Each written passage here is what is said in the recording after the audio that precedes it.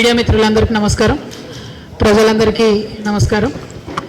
ఇవాళ రాష్ట్రంలో ఎండాకాలం వచ్చిందంటే ఒక పక్క పరీక్షల గొడవ, ఇంకొక పక్క స్కూళ్ళు అడ్మిషన్లు, స్కూల్ ఫీజుల గొడవ రాష్ట్రమంతా నడుస్తున్నటువంటి సందర్భం. మరి ఇవాళ మన తెలంగాణ రాష్ట్రంలో చూసుకున్నట్టయితే మొత్తంగా 39,641 పాఠశాలలు ఉన్నాయి. మొత్తంగా తెలంగాణ రాష్ట్రంలో 39,641 పాఠశాలలు ఉన్నాయి. దీంట్లో 62.36 అంటే 62,36,000 మంది విద్యార్థులు చదువుతూ ఉన్నారు. ఈ 39,641లో ప్రభుత్వ పాఠశాలలు 27,581 ప్రభుత్వ పాఠశాలలు ఉంటే ప్రైవేటు పాఠశాలలు 12,061 పాఠశాలలు ప్రైవేట్ ఉన్నాయి. మొత్తం 62 లక్షల మంది విద్యార్థుల్లో ప్రభుత్వంలో 24,32,000 మంది చదివితే ప్రైవేటు పాఠశాలల్లో 38,003 మంది చదువుతూ ఉన్నారు. అంటే ఇది కేవలం 1 నుంచి 10వ తరగతి విద్యార్థుల సంఖ్యను మాత్రమే నేను రాష్ట్ర ప్రజలకు తెలియజేస్తా ఉన్నాను. అంటే ఈ రాష్ట్రంలో 12,000 పాఠశాలలు ఉంటే అందులో 38 లక్షల మంది విద్యార్థులు 1 నుంచి 10th క్లాస్ వాళ్ళు ప్రైవేట్లో చదువుతూ ఉన్నారు. మరి ప్రైవేటు పాఠశాలలు అందులో రకరకాలు ఉన్నాయి. ఒక 350 పాఠశాలలు ఐసిఎస్సి, సిబిఎస్సి, ఐబీ, ఆక్స్ఫర్డ్ ఇట్లాంటి స్పెషలైజేషన్, మాంటెసరీ ఇవన్నీ చెప్పేటటువంటి ఒక 350 పాఠశాలలు ఉంటే అందులో దాదాపుగా ఒక 3 లక్షల మంది పిల్లలు చదువుతూ ఉన్నారు. ఇంకొక 1,500 ఏమో నారాయణ, చైతన్య, కృష్ణవేణి ఇట్లా రకరకాల పేర్లతో ఇప్పుడు వచ్చే నార్త్ స్కూళ్ళు, ఐలెను, బిలెను ఇవన్నీ ఒక కార్పొరేట్ విద్యా సంస్థలు. అంటే ఒక్కొక్క సంస్థకు 100 స్కూళ్ళు, 150 స్కూళ్ళు ఉన్నటువంటి పెద్ద విద్యా సంస్థలు ఒక 1,500 ఉన్నాయి. అందులో దాదాపు 5 లక్షల మంది పిల్లలు కూడా చదువుతున్నారు. ఇక మిగతా పిల్లలందరూ ఈ చిన్న చిన్న 12,000 పాఠశాలల్లో చదువుతున్నటువంటి పరిస్థితి. ఎందుకు ఇవి చెప్తా ఉన్నామంటే ఇందులో మళ్ళీ ఒక స్పెషల్ స్కూల్స్ ఉంటాయి. ఒక 236 పాఠశాలలు మాత్రం ప్రైవేటులో వాటిని బడ్జెట్ స్కూల్స్ అంటారు. ఈ 236 పాఠశాలల్లో అంటే జిల్లాకు ఒక 10 ఉండొచ్చు. ఆ పాఠశాలల్లో ప్రభుత్వం ఏం చేస్తుందంటే ఎస్సీ ఎస్టీ విద్యార్థులకు ప్రతి విద్యార్థికి 42,000 రూపాయలు పే చేసి రాష్ట్రం మొత్తంలో ఒక 30,000 మందికి మాత్రం 42,000తోని చదువు చెప్పిస్తుంటుంది అన్నమాట. సో ఈ మొత్తం మన రాష్ట్రంలో ఉన్న విద్యా వ్యవస్థ యొక్క స్థితిగతులు. మరి ఇవాళ ఎందుకు పెట్టుకుంటున్నాం ఈ ప్రెస్ మీటు? ఏప్రిల్ రానే లేదు. ఈ సిబిఎస్ఈ, ఐబీ ఇట్లాంటి స్కూల్స్ వాళ్ళు ఆల్రెడీ 25%, 30%, 40% ఫీజులు పెంచినటువంటి పరిస్థితి ఉన్నది. ఇప్పటికే అనేక జిల్లాలలో, హైదరాబాద్ మహానగరంలో మరీ ప్రత్యేకించి పేరెంట్స్ పోయి కంప్లీట్గా స్కూళ్ళ ముందు ధర్నాలు చేస్తున్నటువంటి పరిస్థితి ఉన్నది. ఫీజు కనబడడానికి 1,00,000 రూపాయలు ఉంటుంది, కానీ ఇంకొక 30,000 అదనంగా, అది బస్సుకు అంటారు, స్కూల్కి అంటారు, బుక్స్కి అంటారు, రకరకాల పేర్లతో ఇంకొక 30,000 అదనంగా పేరెంట్స్ మీద బర్డెన్ ఉంటుంది. ఇంకొకటి ఏంటంటే అన్ని ప్రభుత్వాల్లో ఒక రూల్ ఉంటుంది. 1,30,000 ఫీజు అంటే ఎవ్రీ మంత్ తీసుకోవాలి ఫీజు, ప్రతి నెల తీసుకోవాలి ఫీజు. కానీ ప్రైవేట్ పాఠశాలలు ఏం చేస్తాయి, ఫోర్స్ చేస్తాయి పేరెంట్స్ని, మీరు 60% అప్ ఫ్రంట్ ఫస్ట్ కట్టేసేయండి. అంటే ఒక పేద మధ్యతరగతి ఉద్యోగికి భార్యాభర్త ఇద్దరు చేస్తే కూడా కుటుంబం వెళ్ళడం ఇబ్బందిగా ఉన్నటువంటి ఒక చిన్న కుటుంబంలో 60% ఫీజు అంటే 60,000 రూపాయలు ఒకటేసారి కట్టాలి స్కూల్ కంటే నిజంగా దేవుడు కనబడే పరిస్థితి ఉన్నది ఇవాళ తెలంగాణ రాష్ట్రంలో. ఈ విషయాల మీదనే, ఈ అంశాల మీదనే రేవంత్ రెడ్డి గారు పదే బీఆర్ఎస్ గవర్నమెంట్ అప్పుడు ఉన్నప్పుడు క్రిటిసైజ్ చేసి మీరు ఫీ నియంత్రణ చేయండి అని చెప్పిండ్రు. మరి ఇవాళ 3 సంవత్సరాలు అవుతుంది, 3 బడ్జెట్లు పెట్టుకున్నారు వీళ్ళు. మొన్న బడ్జెట్ సమావేశంలో కూడా నువ్వింత తిన్నావు అని వీళ్ళని వాళ్ళు తిట్టుకోవడం తప్పితే కనీసం పేద మధ్యతరగతి పిల్లలు ఇబ్బంది పడుతూ ఉన్నారు. మరి ఫీజు నియంత్రణ కోసం ఒక చట్టం తేవాలి అని చెప్పి ఆలోచన ఈ ప్రభుత్వానికి లేకపోవడం అనేది సిగ్గుచేటు. నేను అర్జెంటుగా డిమాండ్ చేస్తూ ఉన్నా. గత 10-12 రోజులుగా ఈ రాష్ట్రంలో, ఈ హైదరాబాద్ మహానగరంలో స్కూళ్ళ ముందట పిల్లల యొక్క పేరెంట్స్ చేస్తున్న ధర్నాలు చూసన్నా మీ ప్రభుత్వం కళ్ళు తెరవాలి. అవసరమైతే స్పెషల్ అసెంబ్లీ సెషన్ పెట్టండి, అర్జెంటుగా చట్టం తీసుకురండి. ఆనాడు తిరుపతిరావు గారి కమిటీ ఏదైతే ఉండనో ఆ కమిటీ కూడా 8 to 10% ఫీజు పెంచుకోమని చెప్పింది ఎవ్రీ ఇయర్. ఇప్పుడు కొత్తగా మీరు చేసినటువంటి విద్యా కమిషన్ రిపోర్ట్లో ఆ రిపోర్ట్ అంతా దరిద్రంగా ఏం బాగాలేదు, ఒకటే ఒక సెంటెన్స్ బాగుంది, ఏంది అంటే ఫీజు నియంత్రణ చట్టం తేవాలి, దాన్ని 7 to 9% పెంచుకోవచ్చు అని ఇప్పుడు ఇచ్చిన విద్యా కమిషను రిపోర్ట్ ఇచ్చింది. కనీసం దాన్నన్నా అమలు చేయండి. స్పెషల్ అసెంబ్లీ సెషన్ పిలవాలి ఈ ప్రభుత్వం చాలా అర్జెంటుగా, ఫీ నియంత్రణ కమిటీ వేయాలి అర్జెంటుగా. ఏ స్కూల్ అయినా సరే 8 to 10% కన్నా ఫీజు ప్రతి సంవత్సరం పెంచుకోవడానికి వీల్లేదు. దాని మీద ఈ ప్రభుత్వం కఠినంగా వ్యవహరించాలని చెప్పి నేను డిమాండ్ చేస్తూ ఉన్నాను. మరి స్కూల్స్ కూడా నా రిక్వెస్ట్, స్కూల్స్ అందరితో మీరు 8 to 10% ఫీజు పెంచుకోండి ఎవ్రీ ఇయర్, కానీ 30% 40% పెంచితే పేద మధ్యతరగతి విద్యార్థులు వాళ్ళ యొక్క తల్లిదండ్రులు చాలా దారుణమైన ఇబ్బందులు పడుతున్నారు. మీరు 30% పెంచుతారు, కానీ ఏదో చిన్న బట్టల షాప్లో ఒక సింగిల్ పేరెంట్ లేడీ ఉంటుంది, ఆమె పని చేస్తూ ఉంటుంది, ఆ యజమాని పెంచాడు వాళ్ళకు జీతం అట్లా ఇవ్వలేరు, వాళ్ళు అట్లా వచ్చి ఒకసారి కట్టలేరు. ఇద్దరు కూడా కలిసి ఏదైనా చిన్న ప్రైవేట్ కంపెనీలో పనిచేస్తే ఎవ్రీ ఇయర్ వాళ్ళకు పెరగదు, 10% 15% పెరగదు శాలరీ. దయచేసి దాని మీద దృష్టి పెట్టాలని నేను డిమాండ్ చేస్తూ ఉన్నా. ఇంకొక మాట, ఈ నారాయణ చైతన్య ఇట్లాంటి కార్పొరేట్ స్కూల్స్ దాదాపు ఒక 1500 ఉన్నాయి. వాళ్ళు ఏం చేస్తున్నారు, పెంచుడు ఫీజు వాళ్ళు 30% పెంచుతారు, కానీ టీచర్స్కి మాత్రం జీతం పెంచరు, టీచర్స్కి మాత్రం పిఎఫ్ కట్టరు. ప్రైవేటు పాఠశాలలలో వేల మంది యువతి యువకులు పనిచేస్తూ ఉన్నారు, వాళ్ళ జీవితాలు దుర్భరంగా ఉన్నాయి. 15,000కి ఇస్తున్నారు జీతం, అంతకుమించి ₹1 ఇయ్యరు, పిఎఫ్ కట్టరు. ఇంకా ఘోరం ఏంటంటే ఈ ప్రభుత్వాన్ని ఇలా కొత్తగా మేము ఆనాడు డిమాండ్ చేస్తే ఫుడ్ సెక్యూరిటీ కోసం ఒక టాస్క్ ఫోర్స్ వేసారు. ఆ టాస్క్ ఫోర్స్ నేను డిమాండ్ చేస్తున్నా, go to any college, go to Narayana Chaitanya అలెను బిలని కొత్తగా వచ్చినవి 10,000 మంది విద్యార్థులకు ఒక్క దగ్గర వంట చేస్తున్నారు వాళ్ళు. అంటే చిన్నగా పాయిజనింగ్ అయితే ఫుడ్ పాయిజనింగ్ ఒక్క డేలో 10,000 మంది పిల్లలకు ఎఫెక్ట్ అవుతుంది. నేను అడుగుతా ఉన్నా ఈ ప్రభుత్వాన్ని, కనీసం ఎప్పుడైనా ఒక్కసారి పోయి ఆ ఫుడ్ శాంపుల్ చేసిరా మీరు? నారాయణ క్యాంపస్లకు, చైతన్య క్యాంపస్లకు, ఈ కొత్తగా వచ్చే నార్త్ ఇండియన్ స్కూల్ క్యాంపస్లకు ఎప్పుడైనా పోయి శాంపిల్ చేసిరా మీరు? ఫుడ్ అర్జెంటుగా శాంప్లింగ్ చేయండి. ఐఎమ్ డిమాండింగ్, ఏదో కొత్త కమిటీ చేసిరు వాళ్ళని డిమాండ్ చేస్తున్నాను నేను సజ్జనార్ గారి నేతృత్వంలో, please check the quality of food in these corporate schools and colleges. వారి దోపిడీ దారుణంగా ఉన్నది. చెప్పే చదువు శారీడు బల్పాలు దోషుడు అన్నట్టు, పైసలు ఎక్కువ ఉన్నాయి, చదువు తక్కువ ఉంది. 1,50,000 మంది ఒక ఇన్స్టిట్యూట్లో ఉంటే ఒక 100 మందికి ర్యాంక్స్ వస్తాయి. ఆ 100 మందిని చూసి మనం ఆగమాగం అయిపోయి పేరెంట్స్ అందరం కూడా అందులో చేర్పిస్తున్నటువంటి పరిస్థితి ఉన్నది. కానీ దీన్ని ప్రభుత్వం సీరియస్గా తీసుకోవాలి. ఇంకొక విషయం ఏంటంటే, ఈ ప్రభుత్వం వెరైటీగా పెద్ద ప్రైవేట్ హాస్పిటళ్లను సీఎం గారే పోయి ఓపెన్ చేస్తారు, పెద్ద ప్రైవేట్ పాఠశాలను కూడా సీఎం గారే పోయి ఓపెన్ చేస్తారు. అంటే మీరు ఏం మెసేజ్ ఇస్తున్నారు? మేము ప్రైవేట్ వాళ్ళని ప్రోత్సహిస్తాం, మీరు ప్రజల మీద వాడి కాల్చుకు తినండి, దోపిడీ చేసుకు తినండి అనే మెసేజ్ సీఎం గారు ఇస్తూ ఉన్నారు. ఇది కరెక్ట్ కాదు. ఈ ప్రభుత్వం ఏదైతే ప్రైవేటు పాఠశాలలు దోపిడీ చేస్తూ ఉన్నాయో, పేరెంట్స్ దగ్గర ఫీజు వసూలు చేస్తూ ఉన్నాయో ముక్కుపిండి, దాన్ని కంట్రోల్ చేయండి. స్పెషల్ సెషన్ పెట్టండి, అర్జెంటుగా బిల్లు పాస్ చేయండి, ఫీజు నియంత్రణ చేయండి. ఎట్ ద సేమ్ టైం ఈ 236 బడ్జెట్ స్కూల్స్కి ఇప్పటి వరకు మీరు దాదాపుగా 212 కోట్ల రూపాయలు బాకీ ఉన్నారు. మీరు బాకీ ఉండడంతో వాళ్ళు పిల్లల దగ్గర ఫీజు వసూలు చేస్తున్నారు, ఇబ్బంది పడుతూ ఉన్నారు. కాబట్టి ఆ ఫీ నియంత్రణ చేయడంతో పాటు మీరు బకాయిలు ఉన్న 212 కోట్లను మీరు ఇవ్వాల్సిందిగా నేను డిమాండ్ చేస్తూ, ఇప్పటి వరకు ఓన్లీ ఎస్సీ ఎస్టీ పిల్లలకు మాత్రమే మరి పర్ హెడ్ 42,000తోని గవర్నమెంట్ ఇస్తూ ఉంది. ఈ బెస్ట్ అవైలబుల్ స్కూల్లో సేమ్ బ్రాకెట్లో 1,50,000 కన్నా సంవత్సరానికి మరి ఇన్కమ్ లేనటువంటి బీసీ పిల్లలకు కూడా అవకాశం ఇవ్వాలి అని చెప్పి నేను ప్రభుత్వాన్ని డిమాండ్ చేస్తూ ఉన్నాను. ఇప్పుడు నాతో పాటు కొంతమంది ప్రైవేట్ టీచర్స్ ఉన్నారు, మరి వాళ్ళు చెప్తున్నటువంటి కష్టాలే. ప్రైవేట్ టీచర్స్కి కనీసం ప్రావిడెంట్ ఫండ్ కూడా కడతలేరు. అటువంటి స్కూల్స్ మీద ఇమీడియట్గా ఎక్కడికక్కడ మీరు ఏమంటారు రేడ్ చేయాలి.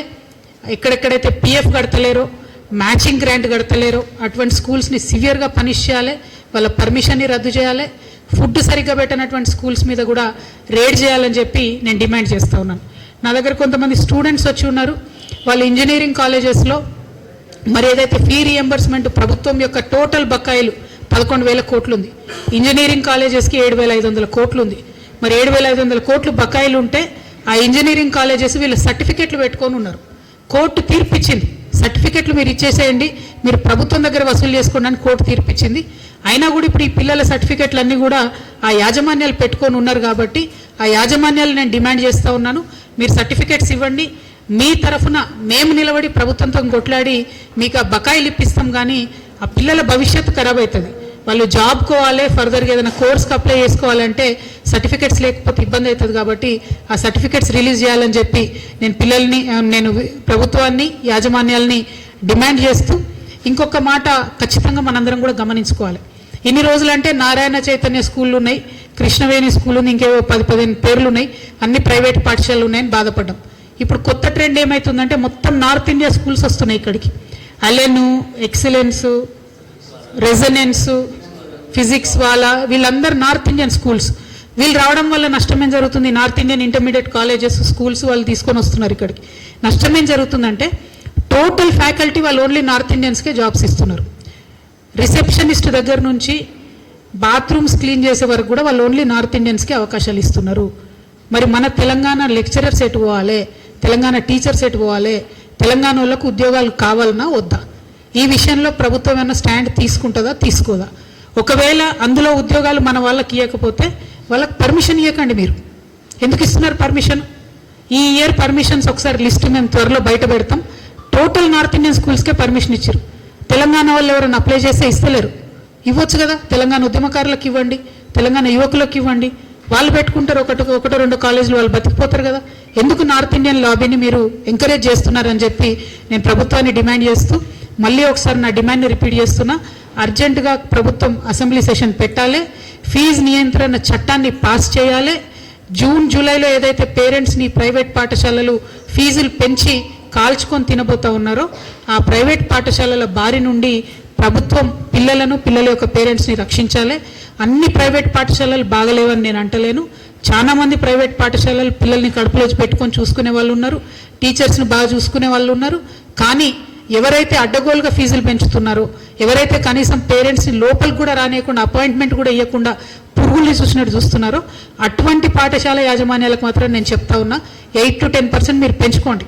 కానీ అంతకన్నా ఎక్కువ పెంచితే ఈ ప్రభుత్వం యాక్షన్ తీసుకుందా సరే, లేకపోతే మాత్రం మేము జాగృతి నుండి ఎక్కడికక్కడ పేరెంట్స్ పక్షాన మేము కూడా స్కూళ్ళ ముంగట నిలబడి ధర్నా వేస్తామని చెప్పి తెలియజేస్తూ, మరి రాష్ట్రంలో ఉన్నటువంటి విద్యార్థుల్ని కాపాడవలసిందిగా ప్రభుత్వాన్ని డిమాండ్ చేస్తూ మీ దగ్గర సెలవు తీసుకుంటున్నాను. Thank you. జై తెలంగాణ, జై జాగృతి.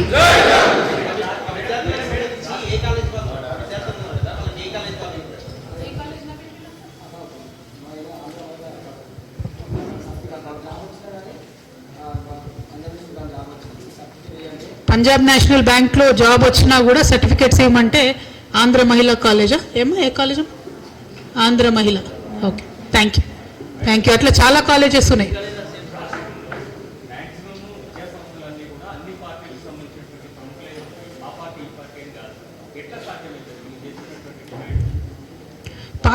పార్టీ ఇంపార్టెంట్ కాదు కదండి. నేనేమంటున్నా, ఏ పార్టీ వాళ్ళు స్కూల్ పెట్టుకుంటున్నారు అన్నది పాయింట్ కాదు.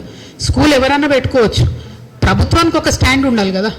7 నుంచి 10% మధ్యలో ఫీజు అనేది ఇన్ఫ్లేషన్ ప్రకారం పెంచుకోవడం అన్నది ఎవరమన్నా యాక్సెప్ట్ చేయొచ్చు. అన్ఫార్చునేట్లీ అట్లా మనకు జీతాలు పెరగవు ప్రైవేట్ సంస్థల్లో పనిచేసే ఉద్యోగులకు. అయినా సరే 7 to 10% పెంచుతున్నారంటే పిల్లల్ని బాగా చూసుకుంటారు కాబట్టి ఓకే అనుకోవచ్చు. కానీ 30% పెంచడం, 40% పెంచడం అన్యాయం. అది పిల్లలకు, పేరెంట్స్కి బర్డెన్ అవుతుంది. 1. 2, ఎవ్రీ మంత్ తీసుకోవాల్సిన ఫీజు ఒకటేసారి మీరు 60% కట్టమంటే ఎట్లా ఉంటుంది? డబ్బులు ఉండవు కదా, వెసులుబాటు కాదు కదా. సో మంత్లీ ఫీజు అనేటటువంటిది ఒక పద్ధతిగా పెట్టుకుంటే బాగుంటుందని చెప్పి నేను కోరుతా ఉన్నాను, డిమాండ్ చేస్తాను.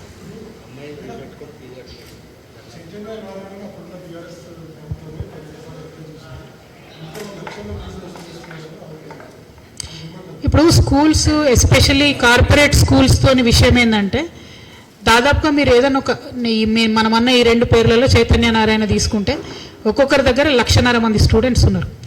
1,50,000 నుంచి 2.5 లక్షల ఫీజు వసూలు చేస్తున్నారు. 1,50,000 మంది స్టూడెంట్స్ ఇంటూ 1,50,000 ఫీజు వేసుకుందాం అంటే సంవత్సరానికి ఎన్ని వేల కోట్ల వ్యాపారం అవుతుందన్నది లెక్క మీ అందరికీ అర్థమవుతున్నది. పోనీ మరి 1000 నుంచి 1,500 కోట్ల వ్యాపారం ఒక్క సంవత్సరానికి చేస్తున్న ఈ విద్యా సంస్థలు కనీసము ₹1 కూడా ట్యాక్స్ కట్టవు. ₹1 వాటికి రకరకాల కంపెనీలు పెట్టి వాటిలోకి మళ్ళిస్తూ ఉంటారు బిజినెస్ అంతా. దోబికి లోకల్ వాళ్ళకి అవకాశం ఇయ్యరు, ఫుడ్ వండేటానికి లోకల్ వాళ్ళకి అవకాశం ఇయ్యరు, షూజు లోకల్లో ప్రొక్యూర్ చేయరు, డ్రెస్సులు లోకల్లో ప్రొక్యూర్ చేయరు. అంటే ఈ 1,500 కోట్ల వ్యాపారం ఒక్క సంవత్సరం చేసే ఈ విద్యా సంస్థలు కూడా ఏ ఒక్క తెలంగాణ బిడ్డకు కూడా కనీసం అవకాశం ఇయ్యరు. ఎవరన్నా పోయి కనీసం ఈ స్కూల్లోనో ఈ క్యాంపస్లోనో ఏదైనా పెట్టుకుంటామంటే కూడా ఇవ్వరు. వాళ్ళకు నారాయణకు సపరేట్ ప్రింటింగ్ ప్రెస్ ఉంది, చైతన్యకు సపరేట్ ప్రింటింగ్ ప్రెస్ ఉంది. ఏది బుక్స్ వాళ్ళు 2,000 రూపాయల్లో కొట్టే పుస్తకాలను 15,000 రూపాయలకు అమ్ముతారు విద్యార్థులకు. దాని మీద కూడా ప్రభుత్వం నియంత్రణ లేదు. సరే, ఇవన్నీ ఒక రకం అనుకుంటే కనీసం ఫుడ్ మీద నియంత్రణ లేదు. హాస్టళ్లలో ఫుడ్ మీద ప్రభుత్వం యాజ్ అ పాలసీ చెక్ చేయాలి కదా. ప్రైవేట్ హాస్టల్ని ఆ ఫుడ్ కమిషన్ ఉన్నది, ఏం చేస్తున్నారు? మేము అడిగే ప్రశ్నలు ఇవే. 2 బీఆర్ఎస్ ఎంకరేజ్ చేసిందని కాంగ్రెస్ ఎంకరేజ్ చేస్తే బీఆర్ఎస్ కొట్టిన గతే కాంగ్రెస్ కొడుతుంది, వేరే ఏం లేదు. నేను అనేది పార్టీలు రిలవెంట్, పార్టీలతో సంబంధం లేదు. ఇది పిల్లల విషయం, విద్యార్థుల విషయం. ఇప్పుడు సీజన్ ఇది, స్కూల్ స్టార్ట్ అవుతున్నాయి కాబట్టి ప్రభుత్వం అర్జెంటుగా సెషన్ పెట్టి ఫీజు నియంత్రణ కమిటీని దయచేసి ఏర్పాటు చేయాలని చెప్పి నేను డిమాండ్ చేస్తున్నాను.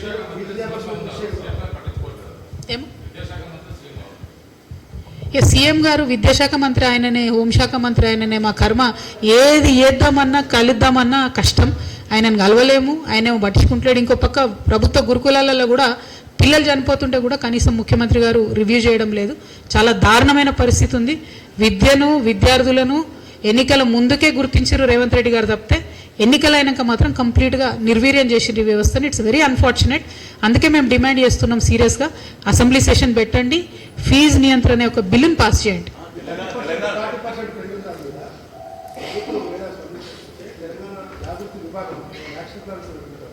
మేము ఇందాకే చెప్పినాం కదండి, ఇప్పుడేమో పిల్లల యొక్క పేరెంట్స్ ధర్నాలు చేస్తున్నారు.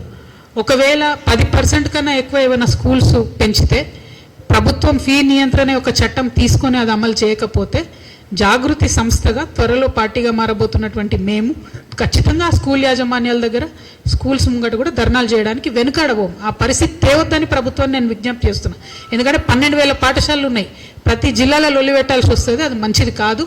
కానీ చాలా తీవ్రంగా నష్టపోతున్నారు ప్రజలు, ముఖ్యంగా మధ్యతరగతి ప్రజలు. కాబట్టి ప్రభుత్వం తక్షణమే ఫీజు నియంత్రణ ఒక చట్టాన్ని పాస్ చేయాలి, స్పెషల్ సెషన్ పెట్టని డిమాండ్ చేస్తున్నాం. తెలంగాణ రాకముందు ఆంధ్ర విద్యా సంస్థల్ని కలిసి తరలిపోతామని చెప్పి బీఆర్ఎస్ వాళ్ళు మాట్లాడారు. కానీ 10 ఏళ్ల కాలంలో ఆ సంస్థల్ని ఎంకరేజ్ చేసింది ప్రభుత్వం, గత ప్రభుత్వం. ఈ రోజు ఆ సంస్థలే, ఆంధ్ర సంస్థలే కాదు, ఇలా నార్త్ ఇండియా స్టూడెంట్స్కి సంస్థలు పెట్టే స్థాయికి వచ్చి తెలంగాణ సంబంధించినటువంటి వాళ్ళ విద్యా సంస్థలన్నీ కూడా ఇలా ఆగమైపోయినట్టు పరిస్థితి. దీనిపై మీరేం? మీకు ఒక మాట చెప్తా అండి, నేను ఇదివరకు ప్రజలకు చెప్పిన ఈ విషయం ఇప్పుడు ప్రజలకు స్పష్టమవుతుంది. నన్ను నిజామాబాద్ కాడికే నియంత్రించిరని చెప్పిన, కానీ ఆనాడు నన్ను నిజామాబాద్ కాడికి నియంత్రించిన 10 సంవత్సరాలు, నాకు అధికారంలో 10 సంవత్సరాలు, నేను బీఆర్ఎస్ పార్టీ అధికారంలో ఉన్న 10 సంవత్సరాలు నిజామాబాద్ జిల్లాకు మాత్రం నారాయణన్ రానియలే, చైతన్యాన్ని రానియలే. అది మీరు ఎక్కడన్నా వెరిఫై చేసుకోండి. యాజ్ ఎ పాలసీ మన తెలంగాణ విద్యా సంస్థలను తినేసేటటువంటి ఈ సంస్థలు రావద్దని as a policy Narayana Chaitanya నేను నిజామాబాద్ రానియలేదు, జగిత్యాల రానియలేదు. ఎప్పుడైతే బీఆర్ఎస్ గవర్నమెంట్ మారిపోయిందో వెంటనే అక్కడ ఇప్పుడు కాంగ్రెస్ గవర్నమెంట్ రాగానే నారాయణ చైతన్య మా జిల్లాకు కూడా ఎంటర్ అయిపోయినారు. వాళ్ళు ప్రైవేట్ పాఠశాలలు వేరే వేరే పేర్ల మీద కొనుక్కుంటున్నారు, వాటిని నడిపిస్తున్నారు. ఇప్పటికైనా సరే రేవంత్ రెడ్డి గారు ఒక స్టాండ్ తీసుకోవాలి. విద్యాశాఖ మంత్రిగా ఉన్నారు మీరు, ముఖ్యమంత్రిగానే కాదు, ఒక స్టాండ్ తీసుకోవాలి. నార్త్ ఇండియన్ స్కూల్స్ అయినా సరే, ఆంధ్ర స్కూల్స్ అయినా సరే, వేరే ఏ రాష్ట్రాల స్కూల్స్ కాలేజెస్ ఇక్కడికి వచ్చినా కూడా ఎంప్లాయ్మెంట్లో తెలంగాణ వాళ్ళకి అవకాశం ఉండాలి, ఫీజుల మీద నియంత్రణ ఉండాలి. వ్యాపారం చేయొద్దని నేను అంటలేను, వచ్చి వాళ్ళు పెట్టుకోనియండి, కానీ తెలంగాణ వాళ్ళకి ఎందుకు జాబ్స్ ఇయ్యరు? మొత్తం నార్త్ ఇండియన్ వాడు స్కూల్ పెడితే నార్త్ ఇండియన్స్కే జాబ్స్ ఇస్తే మరి ఇక్కడ ఉన్నోడు ఏడవాలి? ఇది చాలా దారుణం, చాలా అన్యాయం. పైగా పిఎఫ్ కడతలేరు. మేము ఈ పిఎఫ్ కూడా కట్టమని చెప్పి యాజమాన్యాలను చాలా స్ట్రిక్ట్గా డిమాండ్ చేస్తూ ఉన్నాం. మీరు కట్టకపోతే మేము చర్యలు తీసుకోవాల్సి వస్తుంది, అనవసరంగా పెన్షన్ వాళ్ళకి కంప్లైంట్ చేయాల్సి వస్తుంది, మీ లైసెన్సులు రద్దు అవుతాయి. కాబట్టి మీరు ఎవరినైతే టీచర్లను, ప్రైవేట్ టీచర్లను పెట్టుకున్నారో మ్యాచింగ్ గ్రాంట్ కట్టండి. తెలంగాణ ఉద్యమం ఉన్నప్పుడు ఇప్పుడు జానక్ రెడ్డి అన్న, చంద్రశేఖర్ వీళ్ళు కొట్లాడితే వాళ్ళు 50 రూపాయలు టీచర్ కడితే 50 రూపాయలు యాజమాన్యం కట్టేది. ఇప్పుడు ఉద్యమం పోయింది, భయం పోయింది, అడిగేటోళ్ళు లేడు కాబట్టి ఇబ్బంది అవుతున్నటువంటి సందర్భం ఉంది. ఖచ్చితంగా మేము టేకప్ చేస్తాం, ప్రైవేట్ టీచర్లను కాపాడుకుంటాం, మన తెలంగాణ వాళ్ళకి ఆ ప్రైవేట్ టీచర్లు ఉద్యోగాలు వచ్చేలాగా ప్రయత్నం చేస్తాం. అన్నిటికన్నా ఎక్కువ పిల్లలకు, పిల్లల యొక్క పేరెంట్స్ కోసం ఫీజు నియంత్రణ జరగాలని చెప్పి మాత్రం మేము బలంగా కోరుతా ఉన్నాం. Thank you. జై తెలంగాణ.